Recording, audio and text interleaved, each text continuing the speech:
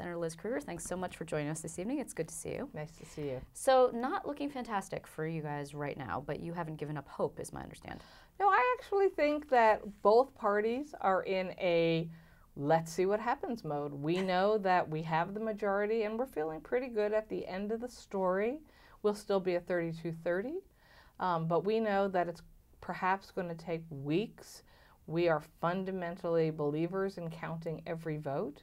Nobody knows how these machines worked or didn't work in different counties throughout the state, let's be honest. Most counties were using these machines in the system for the first time. We're hearing all kinds of stories. So in fact, we think there are 4 races out there yet to be resolved. Okay.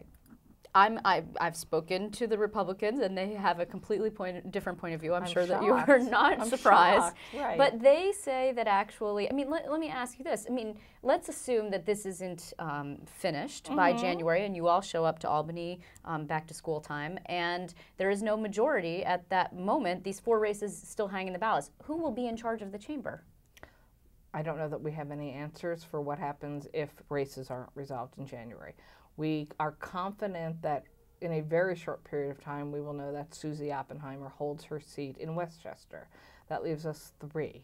We have a situation where Darrell Obertine has not conceded in the North Country because, in fact, it's a geographically huge area where we learned 3 or 4 in the morning that there were many more paper ballots sitting in different polling sites throughout that district that needed to be brought together and evaluated. There were emergency ballot situations, affidavit ballots, absentee ballots, and so we don't know how long it might take to do an analysis of those ballots up in the North Country. Then, of course, we have Antoine Thompson's race up in 2 different counties. It's always more complicated to deal with a recount when you have 2 counties because you have 2 different sets of boards of election, 2 locations, 2 sets of judges if there are different questions.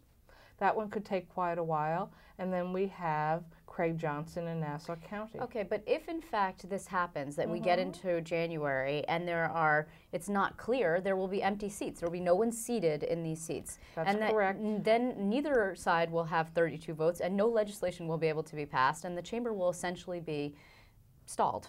And how is that good for democracy? It might not be good for democracy. Of course, I could make the argument to you that we could be grown-ups and actually successfully pass legislation, even with some of the seats empty, because shockingly, could make that argument. My colleagues could choose to not block vote. No. Now, that wasn't the story last year in the Republican side of the aisle. As you well know, they were block voting no on everything. Maybe they would have a rethought about that situation with the new governor. But I certainly want to emphasize nobody's not counting votes and respecting democracy because we could have a timeline problem. Do you, if let's say that you did end up back in the minority, would you and your colleagues be okay with that? You toiled in the minority in relative obscurity for many, many years. You were the voice of loyal opposition, not obscure. I would challenge you to find any member of any party who says they would prefer to be in the minority. So no, of course, we are much happier as Democrats in the majority, and we are strongly committed to holding that majority the right way by counting the votes. Do you think that Andrew Cuomo did enough to help the conference? You know, 2020 hindsight doesn't do us much good. You know, in my dream world, everyone in the world would have focused on the Senate, recognizing that that was a critical issue. The truth is, these were down ballot races. There was a Republican tsunami around this country yesterday, not so much here in New York State. Right. So in fact, I think the lesson to be learned, even though we don't have a final outcome, is that this is a blue state. There is strong unity and support for democratic principles and ideals and democratic elected officials. So, okay, so do you expect going forward then, if you are able to hold the majority, that you will be able to work with Andrew Cuomo on some of the perhaps more fiscally conservative proposals that he has, because a fair number of your conference, including yourself actually, are fairly liberal?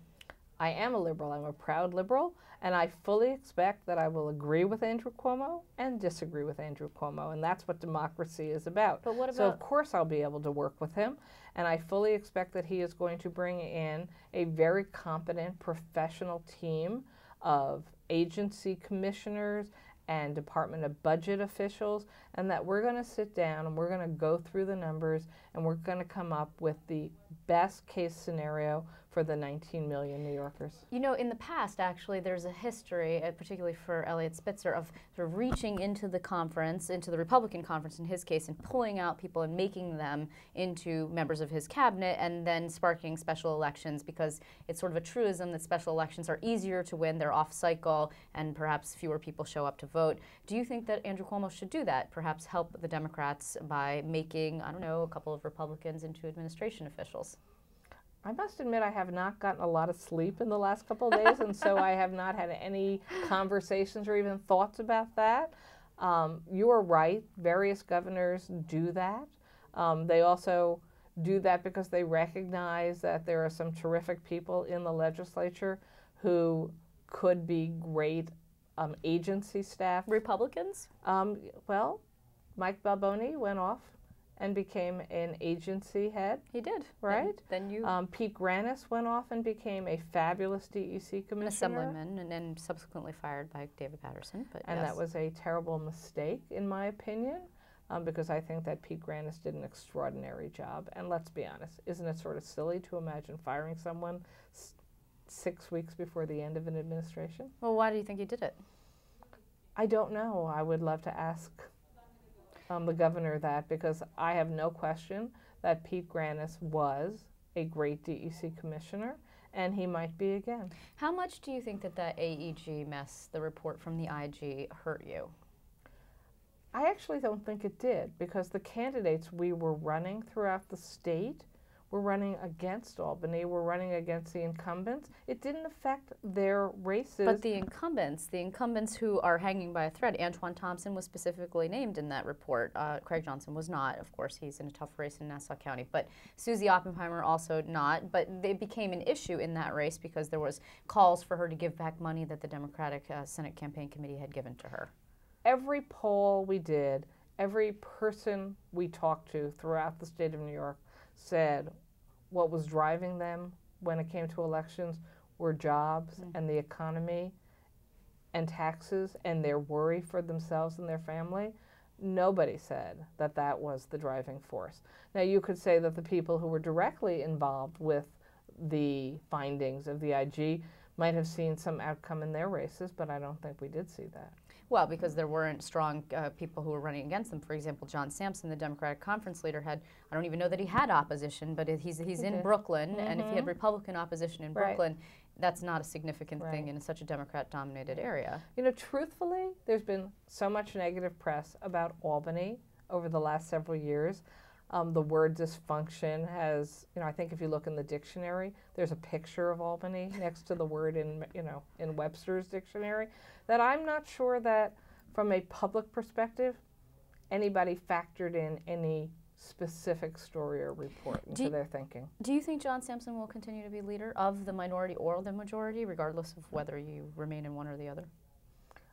I think there won't be any rush to become a minority leader in either party. You'll have to. You'll be in a line, and everyone will step back. You'll ask for volunteers, and everyone will step back. It'll be like, in school, if you missed a meeting, you ended up as the secretary of the of the school government. Oops, you shouldn't miss a meeting because you end up with that job. The Senate Democrats made a commitment not even to have a discussion about leadership until after the November 2nd election. And to be honest, on November 3rd, we haven't resolved the November 2nd election. What about if you remain in the majority? Will John Sampson be leader? We will discuss it when we remain in the majority. Because that doesn't sound like yes to me.